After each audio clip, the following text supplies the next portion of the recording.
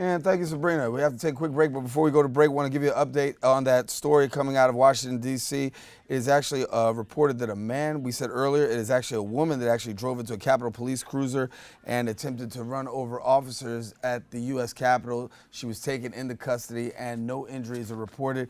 Of course, we'll continue to bring you more information if it becomes available before the end of the show. Taking a quick break, we'll be back with more right after this.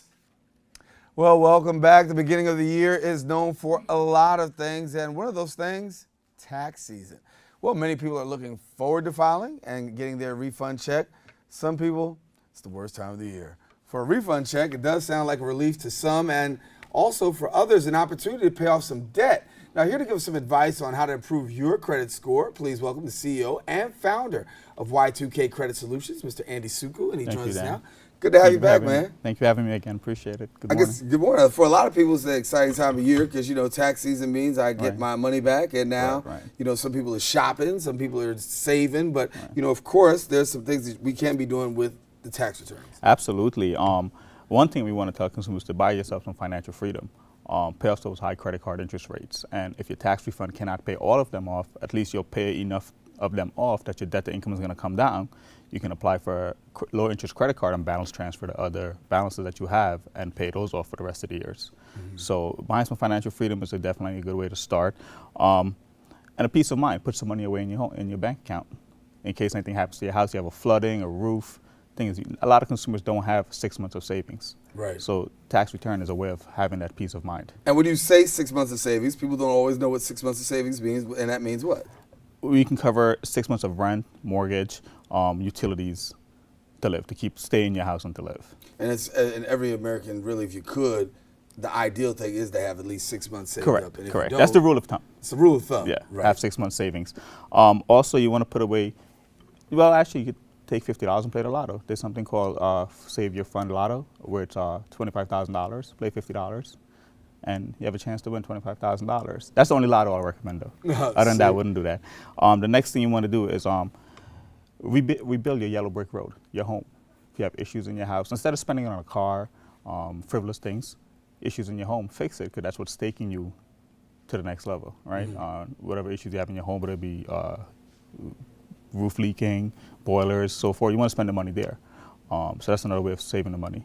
But also, we want to tell consumers that put away in a high yield savings account. If you don't have a use for the money, put it away in an account where it's making interest, high interest. And they're out there. You just got to do the homework to find out exactly where it is. Correct. During this time of year, do we find that more people are actually spending or saving? Are people becoming more conscious, especially given the time of the economic times that we're in? And, you know, we're out of the woods in some ways, but some ways people are still concerned. Are we finding that more people are spending or saving? People are spending because it's money they never had. But on a personal note, the way I look at tax refund, it's money I never had, so I'm going to put it away in my savings.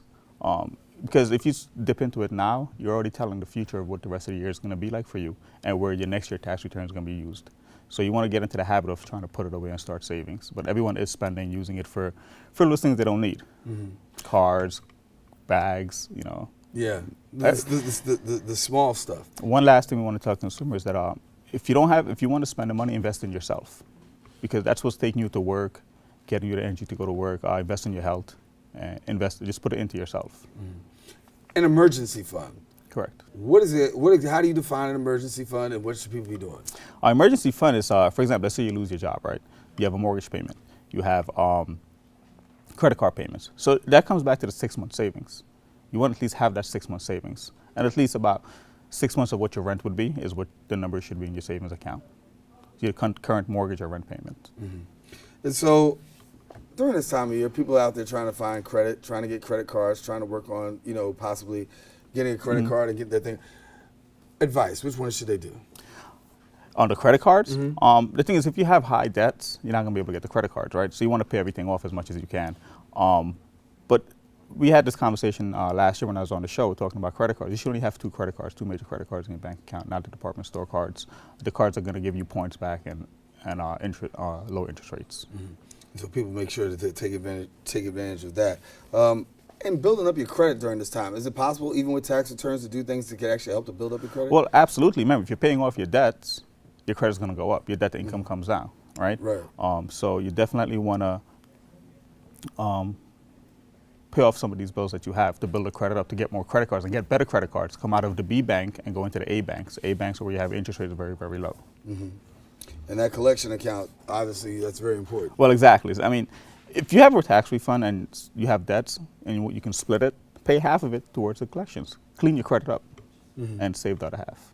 And what if you just have basic credit card debt as it is? You know, if you get if you get your tax returns and maybe your balances aren't too high, any advice there? Just pay a little bit and save the rest? Continue paying the way you're paying your normal payments. But yeah, you can up the payments a little bit to get rid of the debt faster. And that's what I recommend anyone to do. And for debt to income ratio, obviously there's a big, that's called DTI. Debt to income, correct. And there's a calculation, there's a number. It's actually 30% usage, 70% available. So consumers always want to have 30% usage, 70% available at all times to keep that number low. So if you do that, then if you're keeping that 30-70 number, that brings your score down.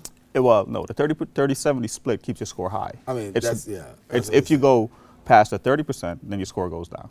And one last thing I want to talk about the taxes. If you have a judgment on your credit and you file your taxes, you won't get your refund. IRS will intercept it. So before you file your taxes, go to one of those sites like annualcreditreport.com and just pull a copy of your credit to make sure you don't have any public records or judgments on there. And common mistakes people make during this season, because obviously there's a lot of excitement for people who are getting money back. For those people who owe, there's no excitement whatsoever. Right. It's kind of a tough question to answer. Well, are there common mistakes that people make during this time of year, other than just actually spending the money that they get right away? Are there other common mistakes people make? I mean, it's either you're going to spend it or you're going to keep it. Right. It can only go two ways. If you spend it, you want to spend it wisely. If you save it, obviously you're saving for the future. The common mistakes, it's really none. I mean, it all depends how you look at the tax refund and how you want to use it. So obviously a good time to actually save. This is the good time to start your savings. It's a good time to invest in your future, because it's money you never had. It's money you didn't had before 3-4 months ago, and now it's money that you have. So you really should try to save it. And I was talking to somebody just the other day, and I was saying that one of the great things that can happen is that you could actually start to set yourself up for the future now, and using your tax returns can actually do that. That's correct. If you want to have this $1 million portfolio, the first place and the way to start is with your first tax return, is to save it. That's the only way you're going to have it. It's discipline. The money you didn't have that now you're going to have, put it away, and every year you just keep doing that. And you're going to start building this $1 million portfolio. Also, if you invested in a high yield interest account, that's another way of building this $1 million portfolio that you wanted. So make sure you take good advice. Now, people want more information. Of course, we dropped Andy's information at the bottom of the screen, www.y2kcreditsolutions.com. You can find out more information there. And before we get out of here, tell people what else you got, what else you do. As far as work? Well, I should say what else you do by way. We talked about Scott Stringer in the last story. Tell me about that. Yeah, I was actually doing an event with Scott Stringer in regards to raising money for people that are getting deported. That whole deport thing that's going on with Donald Trump and so forth. I was trying to help the consumers prepare themselves to make their case more feasible and more worthy for them to stay here. We raised a lot of money for the event. We did a charity event. We did it in March also. So that was about 2 weeks ago. I did that with him. It was a good event. It was a good turnout. You'll be surprised what's out there in the whole immigration situation that's going on. Right. I mean, I was blown by it. Yeah, I didn't think it was as big as what it is.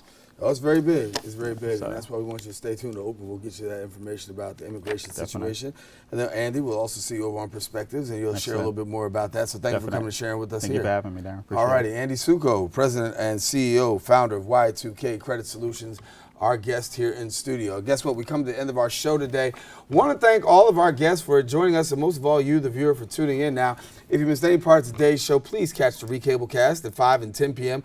on Cablevision's Channel 67 or Verizon Files, Channel 33, or anytime on the web at BronxNet.org. I'm Darren Jaime. It's been a pleasure coming to your homes. Stay safe and take care, and God bless. All righty. Yeah.